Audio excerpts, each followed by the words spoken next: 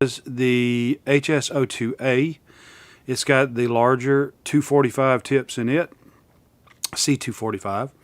This is the HSO2B, which has the C210 tips in it, which are smaller tips. And this right here is, of course, the TS101 and has the TS100 tips in it. Okay, so what we've got here is a how to solder kit. So we will power it up once we get it all put together, but we're going to use these soldering irons, see how well they do. Tips, I think I have a decent comparison of tips, and then we'll do some tests on the soldering irons towards the end of the video. And some of you will remember this. We created our own resin. I'm going to go with the green first. We're going to use this for our flux. Excuse me, I can't walk and chew bubble gum, guys, gals. Normally what I'll do is spread one of my legs to try to get a little bit to hold it in place. Alrighty, so now we are going to take the HSO2A and see what we can do with it. Okay, so I had to get into the settings on the HSO2A and reduce the power level to 60%, let it heat up, and then I was able to increase it to 100% after there, because it will spike the amps and shut my power supply down. That's an issue.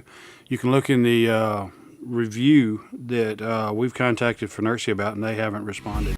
Let's see what the HSO2B can do with that little wedge tip there. And at about 325 with this solder, works pretty good. So I'll probably do the remainder of the tests at about 350 once we finish this right here. And this is working, it seems to be working fine as a flux, but I'm not really liking, I think there's going to be some cleanup that we're going to have here. So the remainder of the tests will definitely be at 350. Okay, so I already set the corner on the IC socket. Okay, so there is 5 with the TS101. Okay, so let's do 5 with the Finercia HSO2A. Alrighty. Okay, so I've got the buttons set in there, and I've got them kind of held in place. So we're going to end up with basically 3 buttons per iron that will be set. The homemade flux is made with IPA and pine resin, and I'm going to actually use IPA to clean this board when I'm done. Okay, so that was kind of interesting. I am really disappointed in the HSO2A. Just doesn't seem like it can get that big tip heated up correctly. And it continuously, once I get it soldering, it would the tip would cool and couldn't maintain the heat, and you can see how it cuts out on full power. It doesn't try to regulate the voltage, the draw, the amperage. It kicks my power supply out. And so I couldn't get it to heat up properly. It could be a bad tip, maybe it's a bad iron, I'm not sure. But the HSO2B here did pretty good, but neither of them did as good as the TS101. The TS101 remained hot through the entire top row, all 6 solder joints, and then coming down through the bottom, 2, 4, probably the last 3 solder joints, it was starting to lag behind and not maintaining the heat, leaving balls behind instead of a decent solder joint. So in this right here, I got to give it to the TS101. because it seems to hold that heat well. But the real disappointment is the HS02A here. That big old chunk of metal on the end doesn't seem to do it a whole lot of good, and it just can't seem to keep that heated up. So I'm not sure what that was all about. And it'll melt the solder. I just got to let it sit there. Now here, they're both, every one of them set to 20 volts.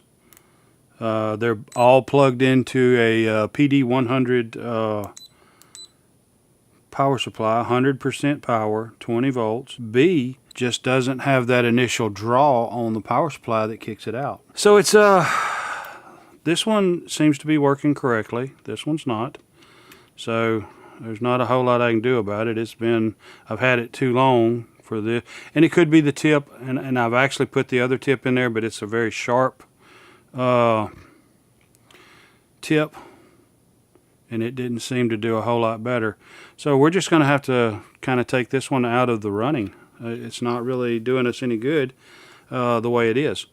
So I believe I've got a faulty iron, I believe. So let's get some more components on here and finish this. Okay, so, oh man, I got one sticking up. Can't have that. No siree.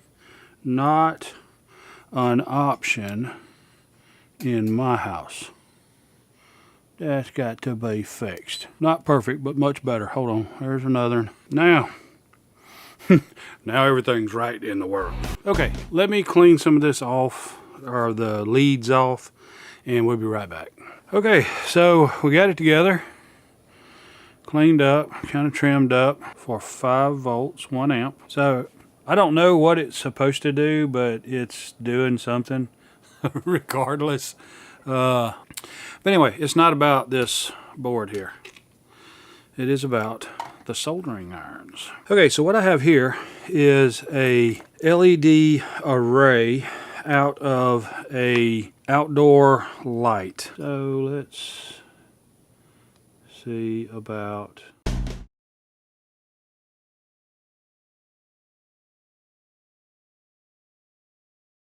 400 is as high as she's gonna go. So let's see what the HS02B can do.